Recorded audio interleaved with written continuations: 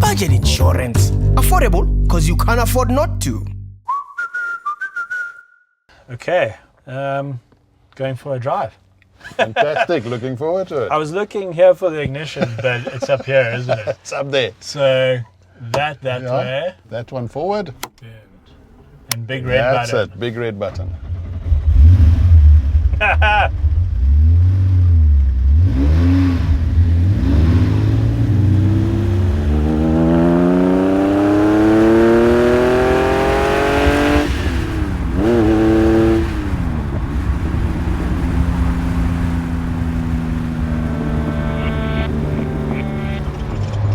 Hello, and welcome to the 1960s. Well, that's sort of half correct, but this is a 1965 split window Volkswagen Kombi, but at its heart, a 1995 Porsche motor.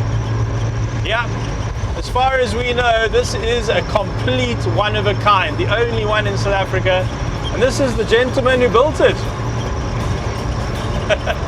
This phenomenal one-off Kombi was the definition of a passion project for the team at RS Autosport, one of South Africa's premier workshops, and I was super excited for co-owner Anton Roux to take me over the build. Anton, so what did this thing start out in life as?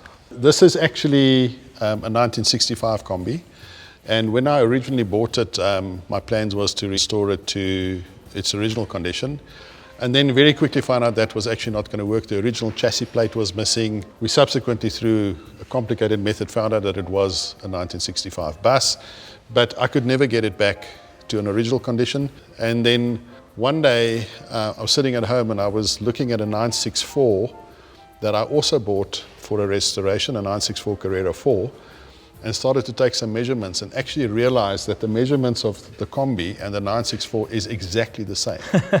Exactly the same width, the wheelbase is exactly the same, and then started to toy with the idea of building a Carrera 4 bus. So I love that. This is a 964 Porsche running four-wheel drive, and everything in it is from a 964 except that it's got the 993 3.6 litre air-cooled motor. So what were some of the challenges you faced in making this work?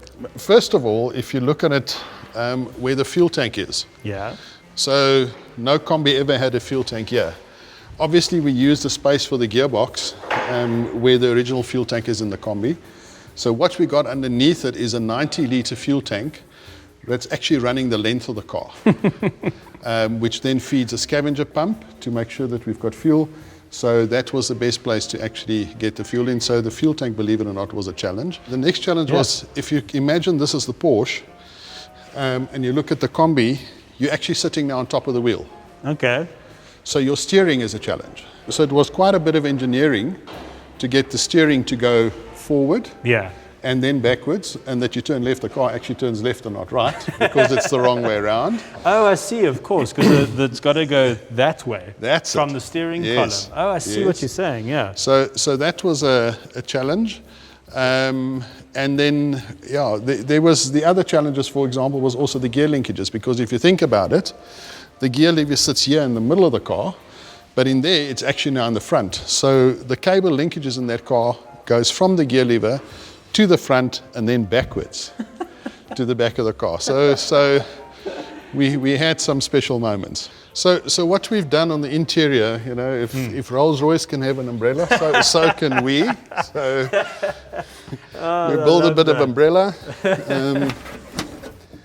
build a bit of a drinks cabinet on the inside. Yeah, this does feel sort of very VIP booth at a nightclub kind of. And then the ice bucket, the air conditioning pipes run around the ice bucket. Oh yeah.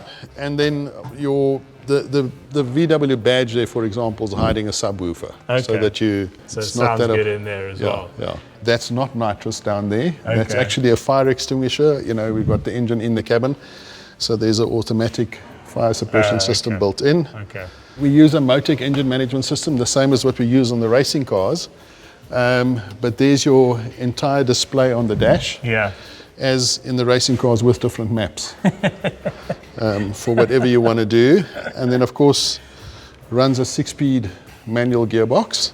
I wanted to ask you, why did you build the car? Yeah, so that's a question I often get asked, Yes. and basically it's because we could. It's that simple. Love a challenge. I love that. And we also try to do as much of it in-house. I mean, even the stitching on the leatherwork and everything, we actually sat here, we learned how to sew, we Wow. did Wow. everything ourselves That's internally. incredible dedication, yeah. I think this is, it just goes to show how incredible the quality of the builds that are coming out of South Africa really are. For me, this is a unique world-class build, and I'm sure you guys are very proud of it.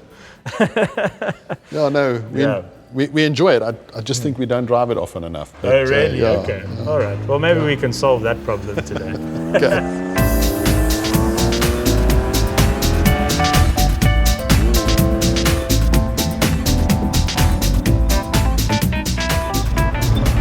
Anton, I love how solid this car feels. I mean, everything just feels so well put together. We spend a lot of time to make sure that it's actually a drivable and a usable car. Yeah. I've done nearly 6,000 kilometers on it now, and it's just magnificent to drive. I mean, 1965, that makes it 55 years old. That's correct, yeah. Incredible. Yeah. And this gear linkage has a special story as well. Yeah, so this is a gear linkage that came actually out of Ciro van Merwe's Mark II Rally Golf, the 4-wheel drive one, that he used, and he actually gave this one to us when we were looking for a gear linkage on the car. Okay. Where's the steering wheel from? The steering wheel came actually, I found it at a swap meet. Yeah. And then, the center boss had a look, and I was trying to find the correct Porsche logo for it, and then we machined a bit on a center cap of a Fuchs rim and painted it nicely. Suspension feels so well sorted too. Yeah, so it's all Porsche. The shock towers in the front and the rear is exactly as it came out of the 964. Unbelievable. Okay, first gear, second gear, nice open road. You can go up to 7,000 RPM. 7,000. Holy moly. There's a whole new noise at 6,000. Yeah.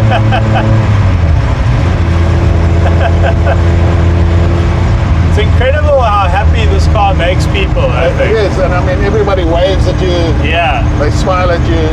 I mean, just on the drive out here, I lost count of how many people were staring at the car. Yeah. And you just tell everyone it's got a Beetle engine. That's it. It's a Beetle engine 1600. And if they can't keep up, they must go and buy a faster car. Do you think there's another car like this in the world? Yeah, I don't think there's another 4-wheel drive one. Yeah. There's the race taxi in the Czech Republic, which is racing there. I don't think there was another fool who would also build a 4-wheel drive one. But you know what? On a greasy day like today, I'm glad we've got all the drive. Yeah. It really does ride incredibly well. Such a nice compromise between sort of firm and comfort, Yeah. So RS Autosport did this car themselves? Yeah, except we don't do any paint work. Okay. We outsourced that. We did paint it twice. But the first thing we did is we built the entire car and left the body completely unattended to, and then sorted it out and drove it and make sure everything was 100%. And then we did the painting, and then we did the final interior. How long would you say the entire process took? I kept a log of the hours, and we actually spent 4,000 hours building this. So it's way too much.